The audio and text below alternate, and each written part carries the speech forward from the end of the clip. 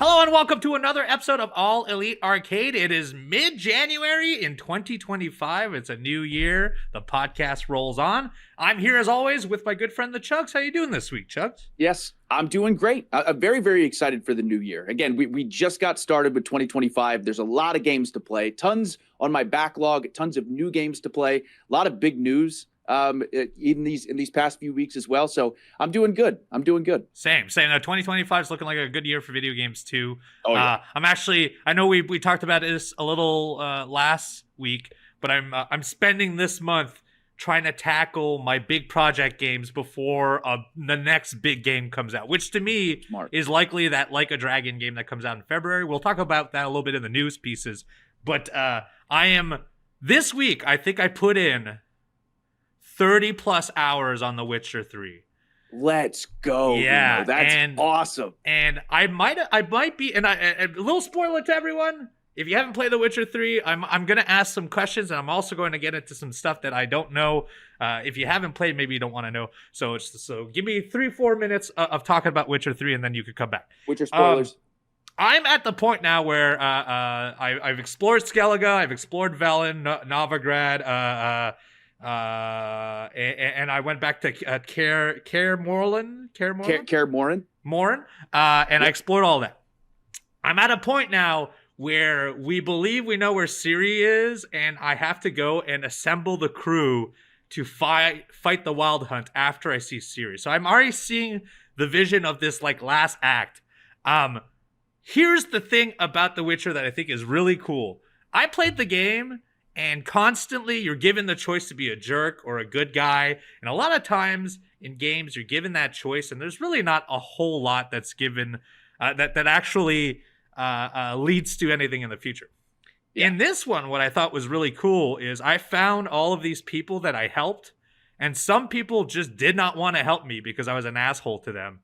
And some people were more than happy to do it. Whereas some people where I was in the middle were like, hey, I'm not going to war for you, but I'll give you this armor if you want. And I thought like, oh, there's actual benefits, good and bad, about how I tackle things. And that was just the main story games. There's also a second story that I thought was super interesting where I got like, I went on a mystery hunt for like a monster killer. And when I finally got to the location on where I thought the killer would be 7 other monsters of different breeds surround me and start discussing like my morality towards monsters, which is my job, right? My job is to kill monsters. And then it's like all 7 of them arguing like, well, this guy, he let go this monster. Yeah, but he killed my werewolf friend. And I may realize that like every little bit of this game that I've been playing, actually, like, not every little part, but a lot of my decisions came to fruition later on, and they don't forget about it. And I think that's so cool in a video game, because so often in these like big 200-hour video games, I'm playing a ton of stuff and it's all meaningless in the end, because in the end you're going to go to one place and that's it. I don't know how it'll affect the major ending of the story. I was told that there are multiple paths on where it could go towards the end, and so I'm very curious about that, including who you mate with, which I was very wary about. That was the first warning I ever got from Kip Saban. He was like, be careful who you mate with. I was like, I don't know what that means, but I will 100%.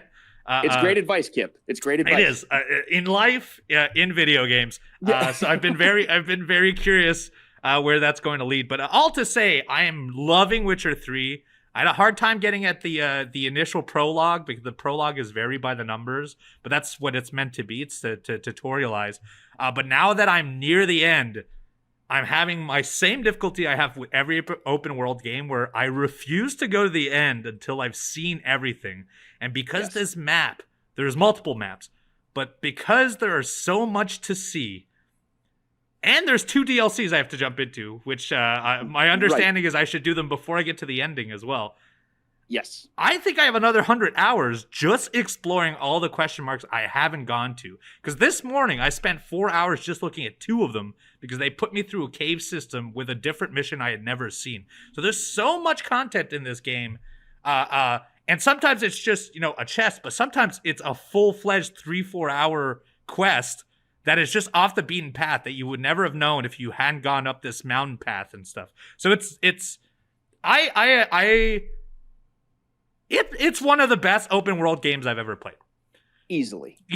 And I haven't even touched the DLC, and a lot of people tell me Blood and Wine is even better. So I'm very, very excited to continue this. I think this will be something I play up into the summer because I got 2 DLCs left. But I also really want to finish this before another big meaty open world game like a Dragon or something else comes around, because right now it invades every bit of my thoughts. When I stop playing, I think about like my armor sets and what I could do to improve and like what monsters I might have left. Why isn't some of my monsters only blacked out in my bestiary? Why haven't I found the book about it? Like that's my thoughts every day, and that's when I know I've really enjoyed a game. But I've played. Oh, go ahead. Okay, good. And what a game to play. Seriously, yes. I'm so glad that you're enjoying it so much because, again, to me, oftentimes when I think of the greatest video game that I've ever played, The Witcher 3 is always in that conversation. Mm-hmm. It's so good. And you've not even started the DLCs yet. So if you love the base game so much, I promise you are going to absolutely adore the DLCs. But I am curious because there are a bunch of different cool armor sets that you can go with. Yes. Do you have an armor set that you've like really committed to and you've stuck with? Like, what are you using right now? So I had before my last few hours where I finally unlocked master crafting, like getting the master sets. And I've also really gone out of my way to find all the Witcher armors because I've been trying to do anything that's on my list of goals. The only one that I haven't finished in my side missions is get the full Gwent collection. And I think some of that I need to go to shops and buy all the cards because there's no markers on the map for me to get that. And I don't know if I'll complete that because I like Gwent a lot, but to go to every single shop and buy 3 cards that I'm never going to use is just not something of interest to me. But the one I'm currently using is the Forgotten Wolven armor. Beautiful. Yes. I don't know if it's the best one, but that's the one I was able to mastercraft. And I was like, this is great. Settled for me, and it makes canonically it makes sense to me. So well, what's very cool, and I could be mistaken, so if I am wrong, I apologize, but I'm pretty sure the Forgotten Wolven armor is an armor that they added to this complete edition that is based on the television show. Like, I think the Forgotten Wolven armor was not in the original game of The Witcher 3, if I'm remembering the names correctly, because they did add an extra side quest and an extra armor set in this complete edition. So it does look so cool. I use that on my playthrough on stream right now, my second playthrough.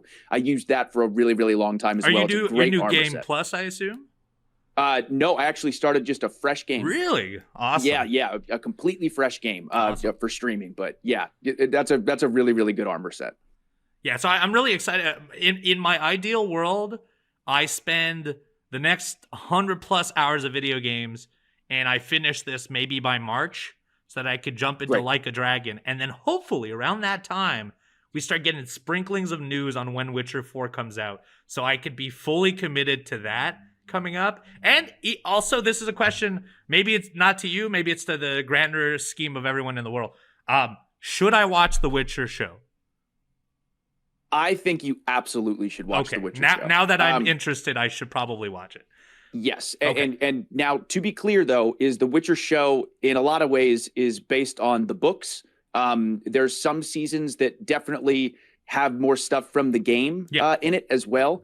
But the Witcher show is incredible, especially now that you're into the world and into the characters. Henry Cavill was such a great Geralt. But yeah, the show is really, really good. I think you'd really enjoy the Witcher show. Okay, I'm going to add that to the list as well because I'm full aboard on the Witcher lore now. Now that I have an understanding and I actually have like an affinity for certain characters, I would like to expand my scope on the series for sure. Yeah. That's it for me though. I've actually done nothing else. What about you, Chugs? I love it. Well, it's funny that you brought up watching because as far as what my week has been, I'm going to get into some things that I watched related to video games because actually this past week I've been fighting something and it's been like a crazy busy schedule. Yes. So I haven't done near as much gaming as I would have liked to. Of course, as everyone knows, I talk about it all the time, but on twitch.tv/thechugs, I have a 5-game cycle that I run through, which is, of course, The Witcher 3 Wild Hunt, Paper Mario, The Thousand Year Door, Dark Souls 2, Prince of Persia: The Lost Crown, and now Silent Hill 2 Remake. I'm going to jump through and then cycle back. This week, I did get to play just a little bit of Paper Mario: The Thousand-Year Door. Once again, such a charming turn-based RPG that I'm really enjoying. I think by the end, I am going to think it's my favorite Paper Mario game. And then also I put like 4 hours into Dark Souls 2 Scholar of the First Sin yesterday on stream. And we are getting closer and closer to the end of the base game. I'm now at a point where I'm fighting some really, really cool bosses. Some of the boss designs in Dark Souls 2 are so cool. But again, I got to make sure that I do the DLCs as well. So the game, of course, is getting more and more challenging. I just finished, for anyone who's played Dark Souls 2, Shrine of Amana. I just got through it. It's just Uno, this area is such a nightmare. There are sorcerers just casting spells everywhere. In addition to that, you're walking on this path and there's also water, but it's so dark. Yeah. It's so dark that there are some paths where you can walk and there are some paths where you can't. So definitely multiple times I would either go to dodge or run to go get an item, but there's a giant hole there and I just fall to my death and die. So, but I got through it. And I just beat Velstadt, who is one of my favorite bosses in the entire game. It's a knight who guards King Vendrick and has this halfway through. He does this power up with dark magic and he hits like a truck. But anyway, yeah, Dark Souls 2 has been so much fun. So I'm excited to continue that. But I do want to mention as well, in addition to the 5-game cycle that I have going on. So the stream I just had yesterday was stream 956. Damn.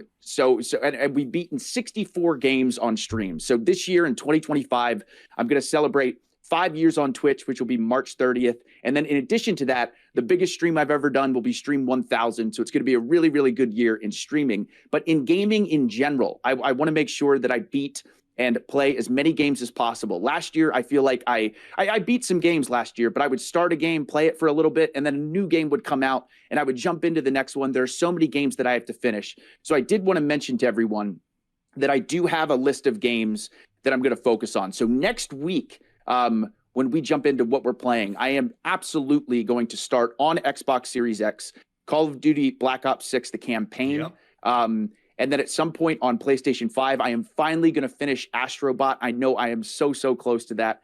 On Nintendo Switch, I'm going to make some more progress in Pokemon Scarlet. On my PC, I'm going to continue more of Star Wars Outlaws, which I'm very excited about. And on my Steam Deck, I'm going to continue Nine Souls. So I'm going to have plenty of stuff to talk about.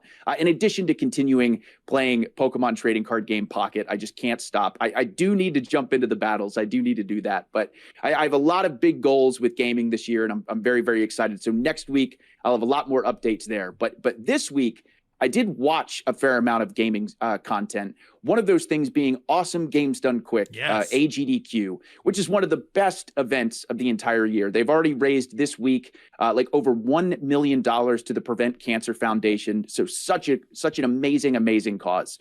It's been so cool to watch. But some of these challenge runs that people do, actually just before we started this podcast today, I was watching someone do a Final Fantasy VII Rebirth speed run, and they're going to beat the game in like 6.5 hours, which is unbelievable to imagine. I know two people with one controller played and beat, it was either Breath of the Wild or Tears of the Kingdom, like two guys on one controller. They beat the game in like 30 minutes. Absolutely wild. So I love so much about AGDQ is it really is not only a celebration of raising money for such a good cause, but just a celebration of video games. They have like every genre, every retro game you can imagine, every current game you can imagine. It's just such a cool event. I literally have it on in the background pretty much all day. So and AGDQ I think is still going to go on until Sunday. So by the time you're listening to this, it should be wrapped up.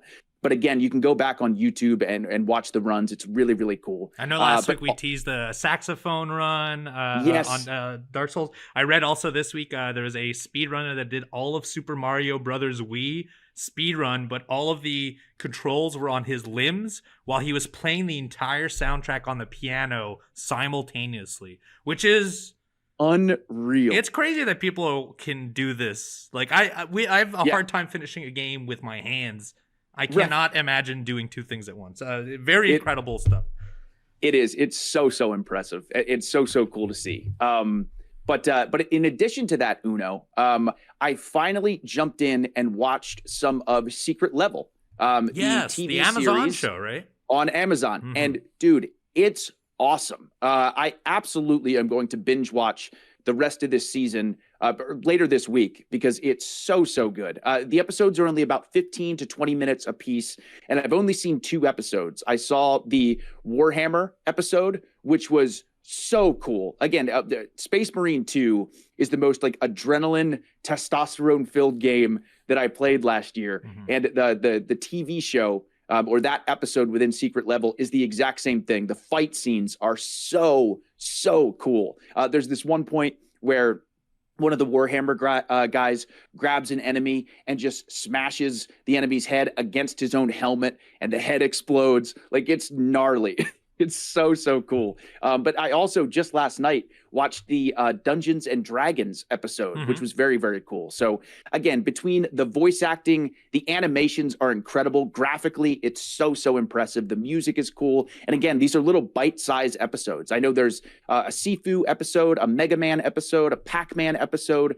Tons of games are on this Secret Level show. So once again, if you do have Prime Video, highly recommend checking out this show. I don't know, Uno, if you've seen any of the episodes. Not yet. So I awesome. thought this whole time, I didn't realize they were like bite-sized fictional pieces. I thought they were mini docs on video games. So the fact that actually makes me, especially with the 15 to 20 minute runtime, I can get through that in a day. So I think I'll definitely be watching that. Plus, I'm a huge Mega Man guy, and I really miss Mega Man. When they came out with 9, 10, 11, or 10, 11, 12, or whatever the last 3 were, I was so excited that we might get a resurgence of Mega Man. And hopefully, them making an Amazon show does something for it. That and Donkey Kong are on that list of, like, I cannot believe we're not making new ones. So, seriously. I definitely want to watch that for sure. We are getting the re-release of Donkey Kong Country Returns from the Wii on Switch. That is this month. Ooh. That is this month. I'll be but you're right. We are so long overdue for a new Donkey Kong game. Hopefully with the Switch 2. Yes. Which would be really nice. We will be talking about actually Switch 2 in the news pieces right yes, after we this. will. Yes, we will. Anything else you've been doing this week? That's been about it for me. A lot of watching video games and a lot of planning of what my 2025 is going to be. Of course. So, yeah. I watch a lot of movies, but this is not a movie podcast. But if you get the chance, I went to go see Nosferatu recently. Incredible awesome. Piece. Roger Ebert, I believe, is the person who makes these movies. They made The Northman and Witches. Has a great visual aesthetics for all of his movies. Very like timely based on what their pieces are. You should go and watch that. I would love, and the reason I'm bringing this in, if you've seen Nosferatu, let Roger Ebert make a Bloodborne movie, because that Nosferatu movie is practically Bloodborne, with the exception of the Lovecraftian monsters. Just like situational, the atmosphere, the way it's shot, the color palette, it looks incredible. Let that man make Bloodborne. Also, where the hell's Bloodborne 2? That's yes, come on. Yeah, come on. Well, come on. First of all, I already really wanted to see that movie, but now I definitely got to see it. You should. If you felt like there was some Bloodborne influence there, but yes, also, especially too, I don't know if we mentioned this, but that little 30th celebration video that Sony released, yes, like to celebrate everything, and then at the very end, it showed Bloodborne. I forget the line that they used, but it on purpose to close this 30th anniversary thing showed Bloodborne. I'm like, come on. It's got to happen. Bloodborne 2. It's got to happen. It's got to happen. They know what they have. Here's the thing. I think they're going to exhaust Elden Ring for as long as they can, which we have one more release this year for Elden Ring. And then I think we'll sunset Elden Ring for probably 6-7 years while they probably do Bloodborne 2 and then probably a Dark Souls 4. Or honestly, I would be happy if they did something out of the ordinary again. You know, if they went a new not new Sekiro, but like a new thing would be great. Them doing a space game would be incredible. That would be exactly. That would be so awesome. I know Miyazaki has said before, which this doesn't necessarily mean anything, but it does seem like Dark Souls, the trilogy, is it. Okay. A Dark Souls 4 would be amazing. Of course. But they've never said anything about a Bloodborne 2 or a Sekiro 2. But like you said too, I could definitely imagine them doing a brand new IP with something. I think they're big enough now that people will just buy it regardless. I mean, Elden Ring was a new IP, And as long as you're promising something unique to your game, and the fact that Elden Ring had that open world aspect to it, and it's going to be reviewed high. From Software does not make games below a 7. They don't miss. And usually they'll give people on the news circles the game weeks in advance so that people can write their articles in advance. And also, they have no choice because they're 100 plus hours, right? They need people to dabble in that stuff. So yeah, I'm really excited. I'm hoping they do a new IP, and maybe this summer we hear more about it. But that's on my wish list this year. Bloodborne 2 or a new IP would be incredible. Hey, I do want to say quickly a game that I am very excited about that releases in just a couple weeks. Ender Magnolia, which is the sequel to Ender Lilies. I was just told yesterday on stream that it drops, I believe, January 22nd. I had no clue it was coming out so early. Yeah, coming out so soon. So I am definitely going to be playing that. Ender Lilies, my top 3 Metroidvanias of all time. So very excited for Ender Magnolia this year. I have to finish that game. I put 10 hours into it, and I know I'm very close to nearing the end of it. So yes, I will definitely do that. That's it for this week, but that's not all. There's been a lot of news, including some bad and some good stuff, but we will talk all about it right after this.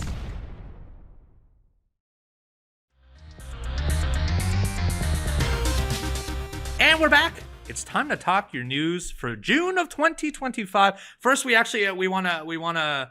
Or January of 2025. Oh, sorry. What did I say? Yeah. June.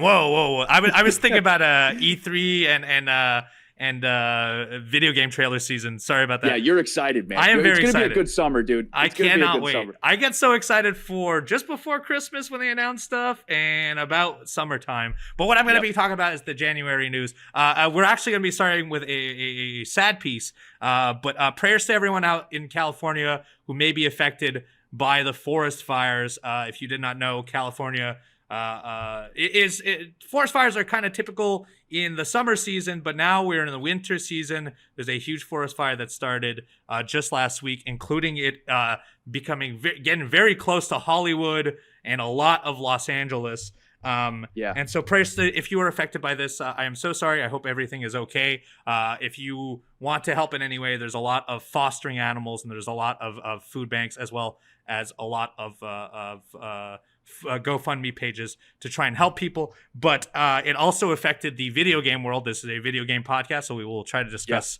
something more geared into this. But Fallout Season 2 had started doing their next season recording. That has been delayed due to the massive LA fires.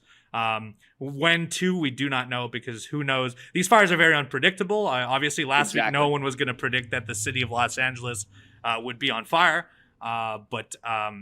So that has been delayed. And then a ton of other large video game developers and publishers have had to close their offices because a lot of video game publishers and developers are based out of Los Angeles. The Los Angeles and California is it's a hotbed for video game companies and technology companies. And so a lot of them had to close their offices, including Riot. Riot went out there and says, nothing can be said to truly acknowledge the pain and suffering that we are witnessing right now. It's truly a disturbing thing that's going on. And I really hope for everyone out there that you are keeping safe. And I pray for everyone that their homes will be safe through all of this. Yeah, absolutely. What a tragic situation. So yeah, couldn't have said it better. Uno. It's truly a terrifying thing. I've seen, this is not the first time there's been a forest fire in California, and I would always see these videos and always think like, wow, I can't believe this happens. And it's kind of puzzling that this reoccurringly happens, and it hasn't affected Los Angeles proper. And now this year it is finally coming closer and closer. And hopefully that is a thing that we find a way to stop in the future, because if it's happening now, it's sure to happen again in the future. And so I'm hoping everyone comes out okay, and we get a hold on that. Hopefully by the time this podcast drops, yeah, seriously, it's been resolved, but we never may know. And hopefully in the future, everything is okay. Yeah. Now to go on the more lighthearted side, we can't do nothing but bad stuff. There's been some cool news in the video game world, including I talked about Like a Dragon. That's the pirate Yakuza game. Pirate Yakuza in Hawaii is the title. We talked about how Samoa Joe's in it. He's the Pirate King. Yeah. Well, they had a full presentation at RGG's Like a Dragon Direct. That was their Like a Dragon Direct event where they showcase a ton of new stuff. I'm going to summarize some of the stuff. This is the game I'm really excited for. It comes out in late February now.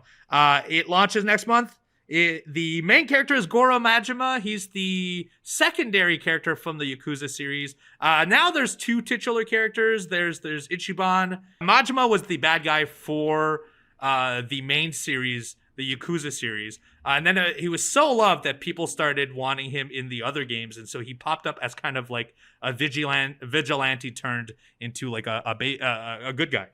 And so he is the protagonist of this game. It is in Hawaii.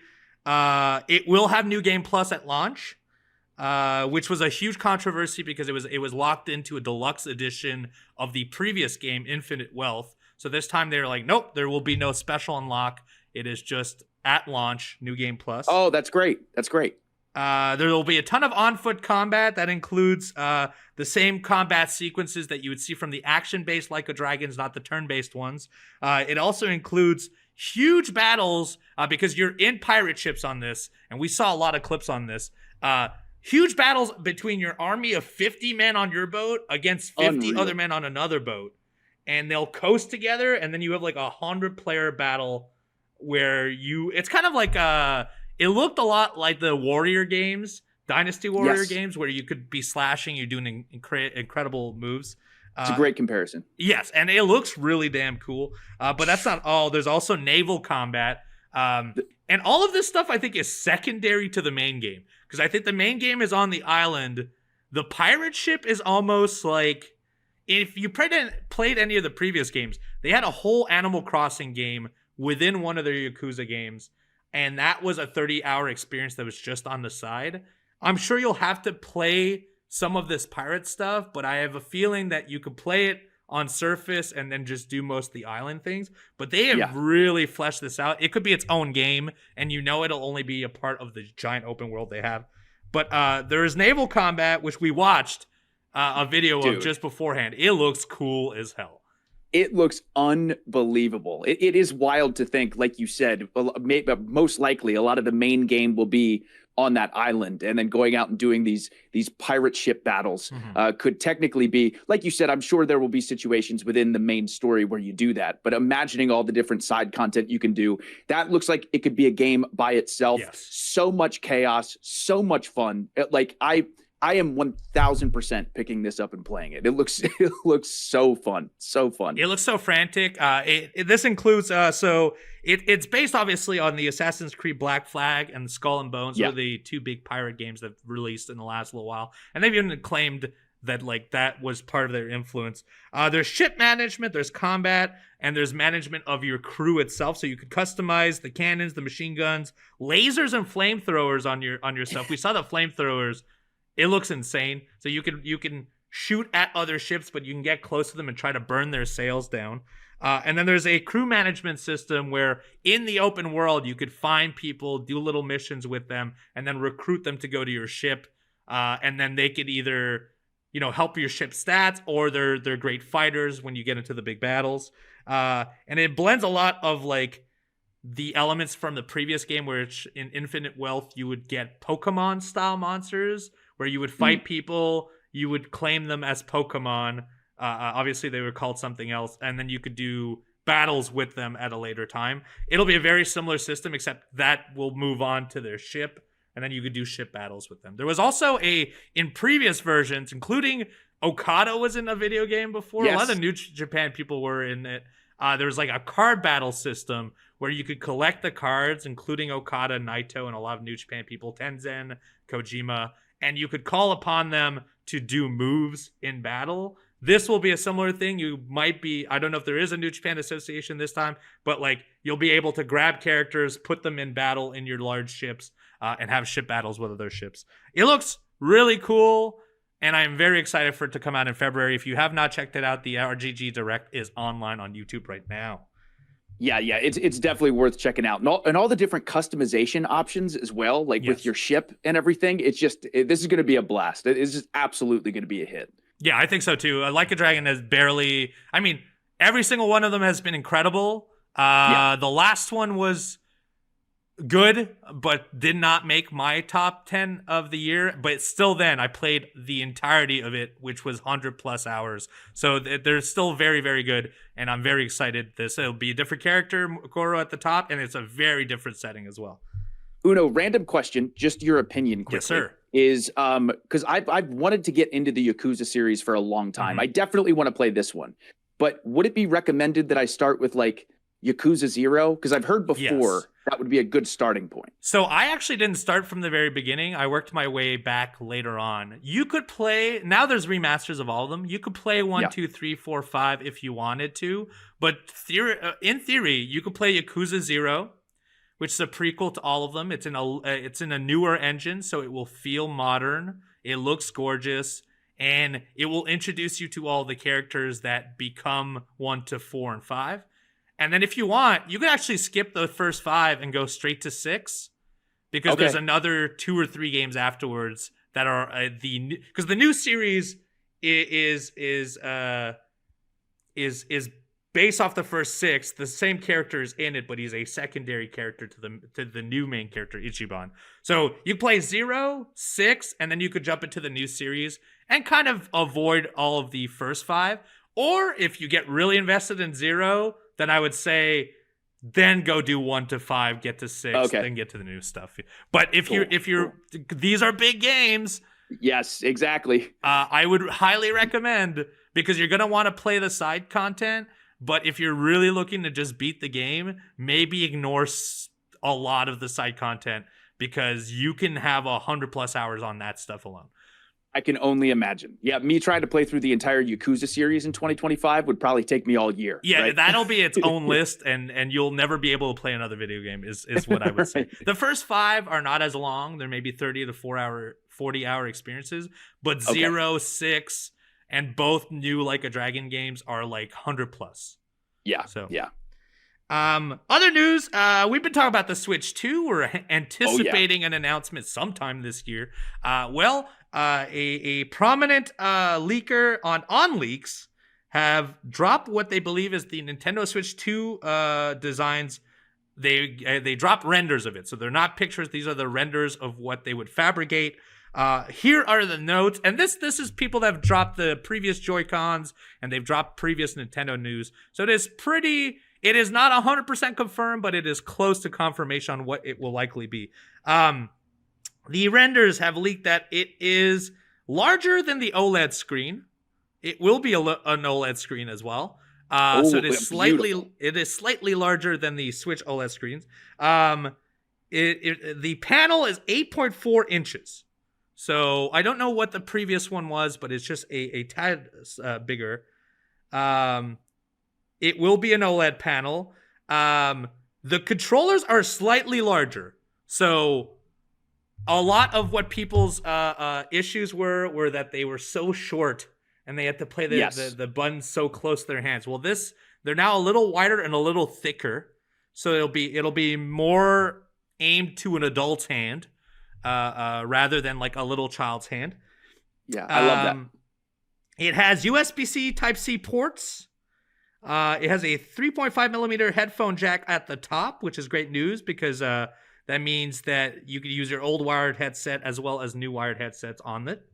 There is a kickstand on it as well, and there seems to be a sensor bar of sorts on it, but they do not know what for. So there could be some form of Wii style movement with the controllers, and maybe that sensor detects something, but that hasn't been revealed what it is quite yet. We will have to wait until actual Switch 2 news comes out, but it is pretty exciting to find out that renders are out, because that means we're coming up to it. It's got to be coming up very soon. I'll tell you what has me extra excited, aside from all this stuff, is first of all, I really appreciate that the Switch 2 most likely is going to be larger. Yes. Because I love my Switch, but I really love my Steam Deck. I love the feeling, like anything controller wise for me. I like some weight to it, and I like it to be a little bit bigger. But then also, again, if they have an OLED screen, that is so huge. Yes. The Nintendo Switch OLED has such a beautiful, beautiful screen, and I love OLED monitors. Period. So I have an OLED computer monitor, OLED TV, the Steam Deck OLED, the Switch OLED. So OLED is great news. We're going to see like really, really pretty graphics with this thing. So yeah, that's really good news.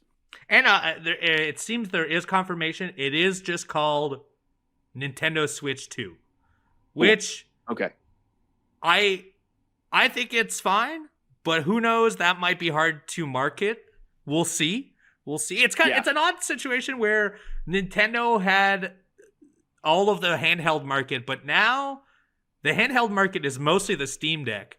And how can they compete with that? Obviously, they'll have all their IP stuff on there that you can't get elsewhere, and that's really their big thing. But I think they had to compete with the fact that people prefer the weight of a Steam Deck and prefer the size of it. And so I bet you part of the modifications were like, okay, we need to, now that there are other models out there, they're doing it slightly better than us, we have to change the controller, so on and so forth. My understanding, it will be backwards compatible as well to previous Switch games. Yes. I heard that as well, which is great. I think the Switch 2, especially if advertised correctly, is definitely a good call. My heart and soul was really hoping for Super Nintendo Switch. Me too. But I understand that maybe seems like more of an upgrade to the Switch 1. I'm not really sure, but the Switch is, God, I think the third best-selling console of all time, including handheld consoles. It did incredibly well. So I think the Switch 2 is going to do really, really well also. And like you said, the backwards compatibility thing is huge. I will absolutely be picking one up, and I think a lot of people will as well. Yeah, I think it's all going to be based on like the strength of its initial launch. Absolutely. I think there's no world where it doesn't launch with some form of Mario thing within the first few months. And I think because it's been teased for so long, Prime 4 should probably be one of its launch titles, because I feel like that's one of those games that a lot of people have waited a very long time for. And if it needed to look better and run better, I would rather wait for Switch 2 to play it than to try and push it onto the Switch hardware. Exactly. Yeah. Nintendo coming out swinging with some new big games with their incredible IPs is going to be huge. That's the one thing that Nintendo has done so well, is between Mario, Zelda, Kirby, Donkey Kong, Metroid. Like, they have so many exclusive game titles that are so good, and the Switch 2 being launched with any of those titles is going to be huge. So yeah. I'm also very curious if they'll do what they did with like GameCube and Wii, where their big title will be on both. Where I remember Twilight Princess was on GameCube and on Wii, right? And they did this with some of the Mario games and so on. And Breath of the Wild was Wii U and Switch. Exactly. So I'm wondering if they'll do the same for this one too, where maybe Prime is on Switch, but it's also on Switch 2, and you get to pick what it is. I'm very curious, and hopefully we find out. Rumor is that March we'll find out, so that by summertime we could purchase. But who knows? Here's to the future.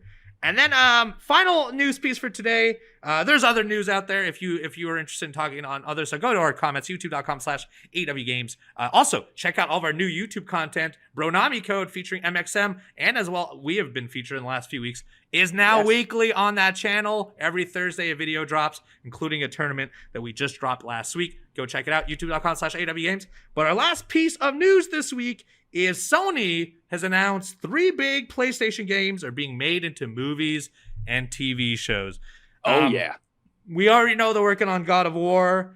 Last of Us has been an incredible venture for them. That first season did incredible on HBO, and is believed that season 2 will do just as well. I believe season 2 comes out in March or April this year. Oh, that's awesome. Yeah, it's coming out soon. Oh, that's so soon. Yeah, nice. So we'll be talking about that very soon. But here are the announcements for the 3 games that they are working stuff on. Ghost of Tsushima. There's a new game coming out in 2025. Well, that's not all. There's an anime adaptation for Crunchyroll coming out in 2027.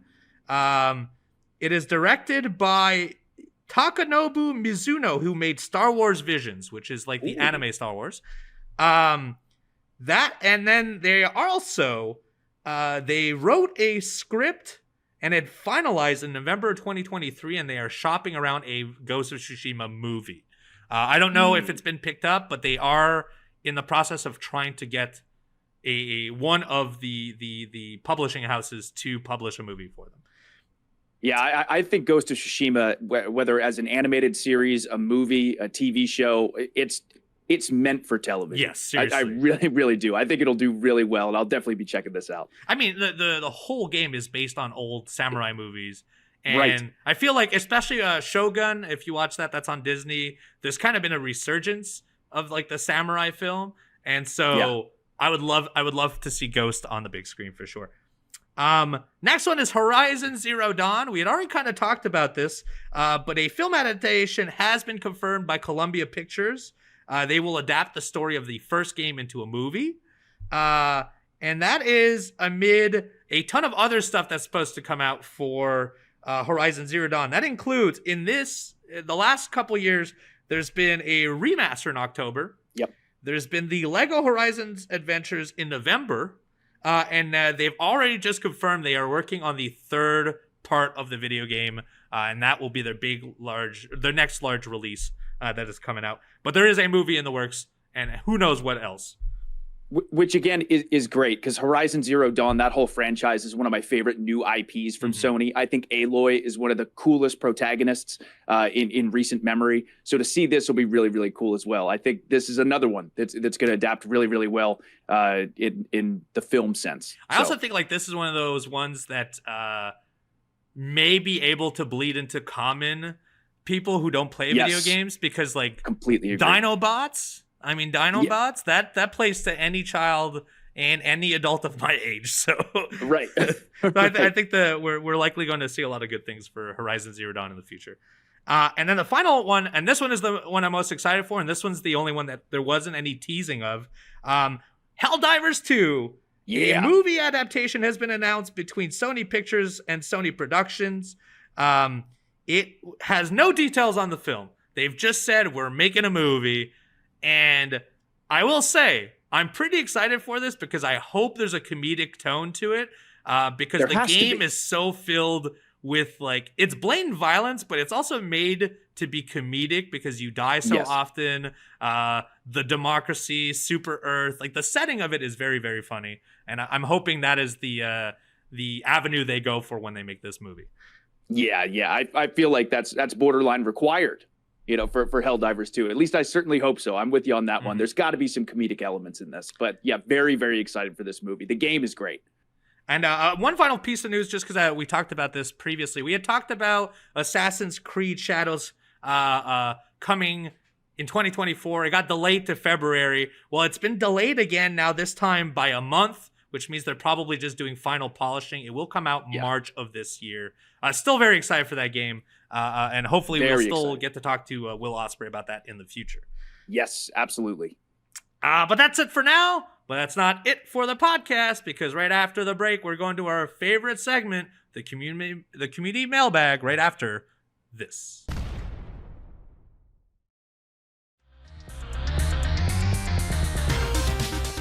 And welcome back. It's time for our favorite segment of the show, brought to you by Upper Deck, our sponsors, our partners. We appreciate you, Upper Deck. If you want to collect your favorite wrestlers, well, you can in 2024's Upper Deck AEW.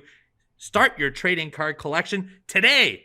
Unwrap autographs, memorabilia, and premium tech inserts. We have an actual pack of cards right here that you can watch on YouTube.com/AEW Games. Exactly. I just opened a fresh pack, so here we go. Here we go. There you go. Wardlow. Christian. Love that turtleneck. Ooh, FTR. Orange Cassidy with his bag. Yes. Will Ospreay, which might be Will's first card with us, I believe. That may be. I think it's his rookie card, which is a big thing for people who collect cards. Canvas Tony Storm. There we go. And nice. I love this one. That's a great shiny Keith Lee. Kira Hogan. There we go. John Moxley with hair. John. with hair, John Moxley. Taya Valkyrie.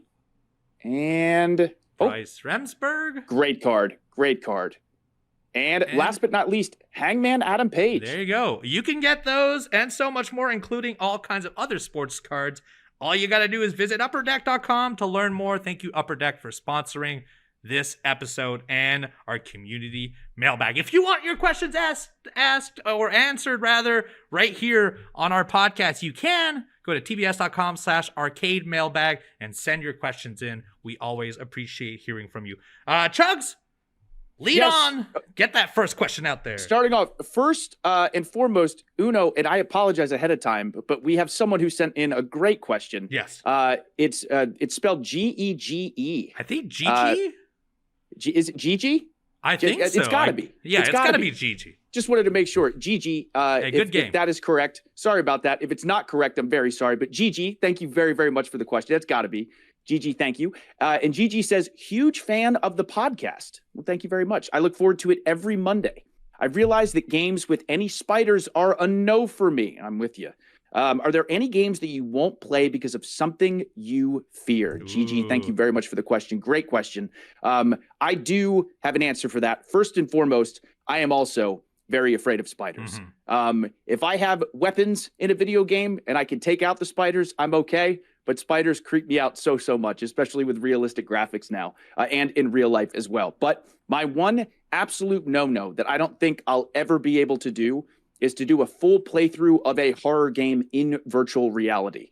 It is so immersive between the sounds and it really feeling like you're there with the VR headset that it's just too much for me. Like I know some people who have played through Resident Evil 7 in VR. I don't know how they're able to do that. That is like just so intense. So for me, any virtual reality horror games, no matter what type of horror game it is probably going to be a no from me. So you and I are in the same boat because it's weird because I watch a lot of horror. I watch a lot of horror movies, horror TV shows, and I'll never get scared. I'll never jump at anything. I do a lot of haunted houses. Barely can get a budge out of me. But if you make me play a video game, something about playing a horror game and having to control my way through it. Yes. And knowing it's my decisions really irks me. So like PT, for example, took a really long time for me to get through it. I never finished Outlast. The Resident Evils are just on the cusp of like, they're good enough games that I could push myself through all the horror stuff. I get really scared. In VR, and I've tried a little bit of Resident Evil 7, I can't do it. I can't do a full 10-hour experience where my anxiety level is at such a height, which is so weird because, like I said, I could do a haunted house, I could watch any movie, and it doesn't really bother me. But something about knowing that I'm in charge of it really stops me from wanting to do it. And I think, too, for me as well, I've noticed this, because I can play through horror games like Resident Evil or Silent Hill when I'm able to attack the enemies. But a game like Outlast or a game like Fatal Frame, where you have very little tools at your disposal, that's just so intense for me. So I actually want to shout out, too, as well. If you've played Amnesia or Soma, both of those games have no combat, and they're so terrifying. Knowing that like I can't fight a monster and I just have to run and hide from it. That Outlast was the same way. It was. I can't do that. For example, Dead Space did not scare me.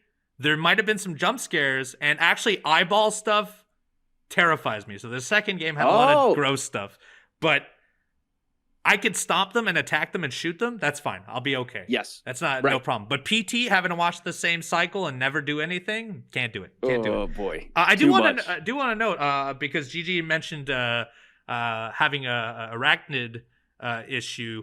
They make video games now that you can go to the settings and turn some of that stuff off. Like arachnophobia is such a common one that you can remove that. And there's also, I don't remember what the name of this is, but there is a fear of like multiple holes, like textures that have a ton of little holes in it. I've seen that setting numerous times in video games to remove that, so that like any like monster will have a full skin layer rather than a bunch of holes in it too as well.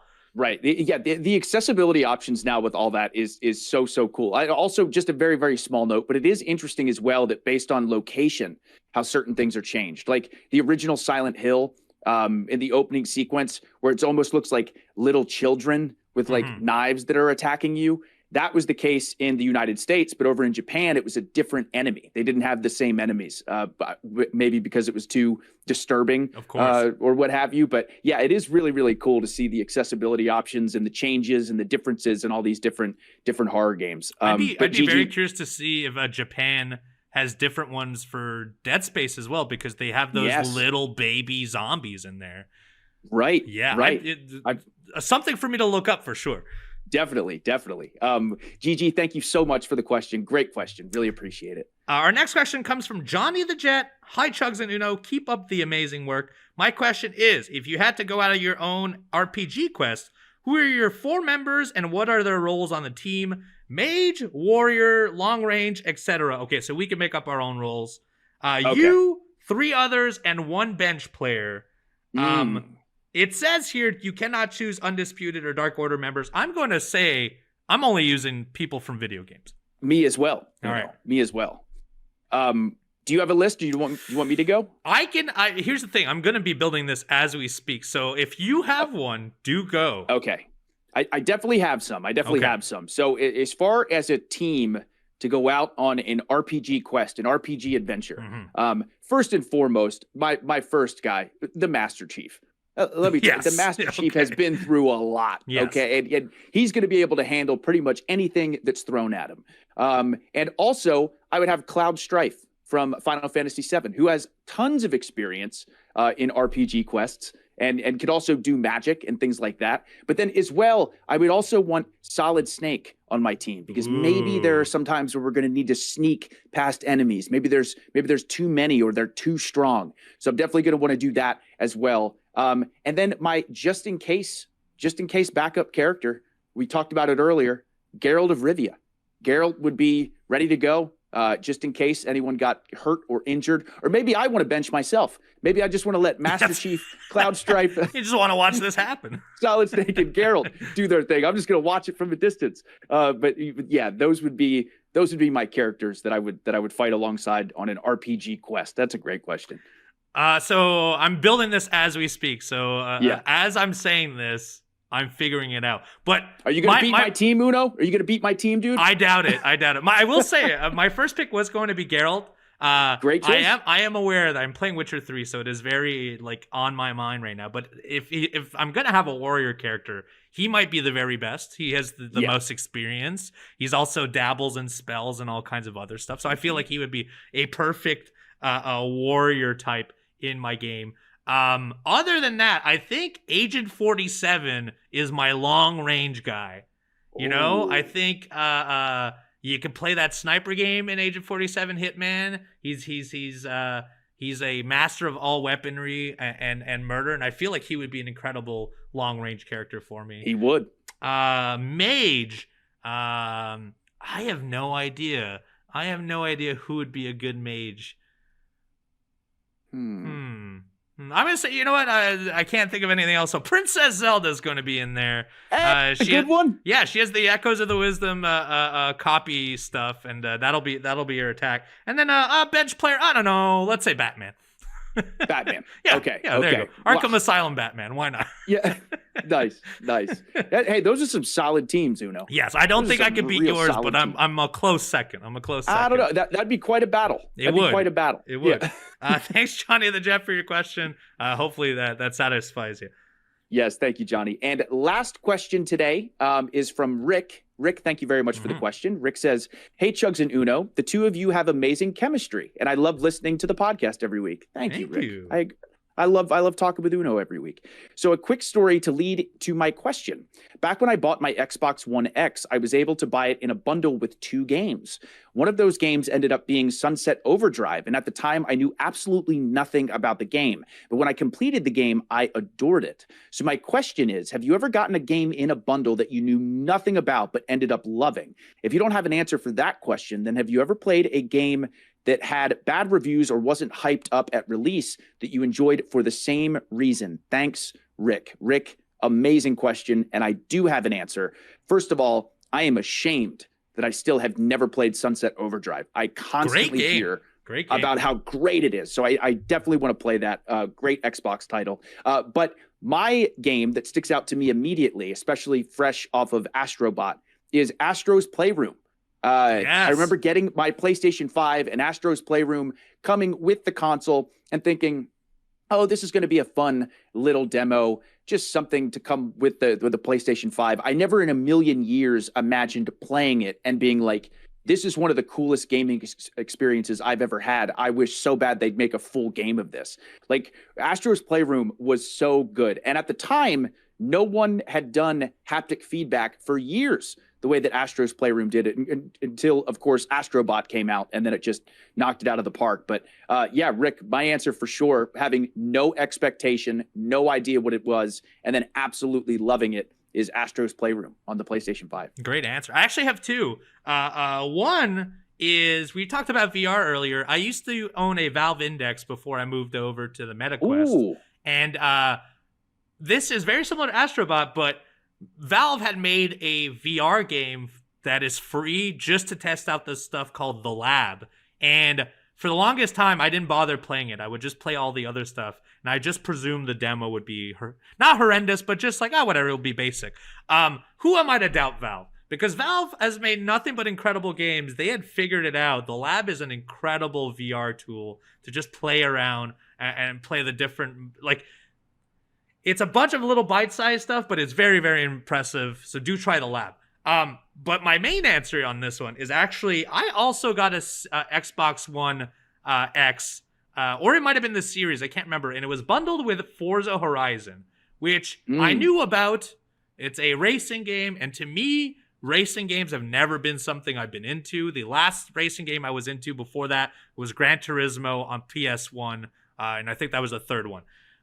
Since then, I don't care about racing games. It's just not something I'm into. I'm not into cars. I'm not into competitive driving, so on and so forth.